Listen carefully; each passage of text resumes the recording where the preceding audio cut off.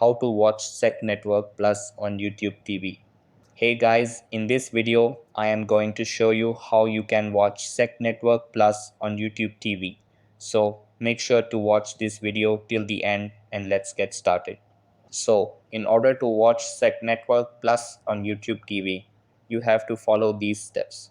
Number one, check your YouTube TV subscription.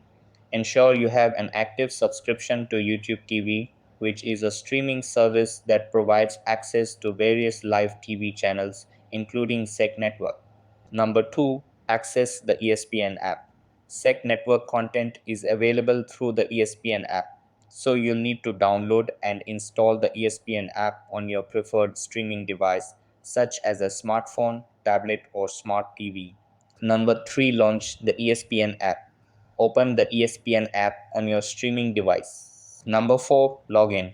You'll need to log into the ESPN app using your YouTube TV credentials. The login information should be the same as your YouTube TV account.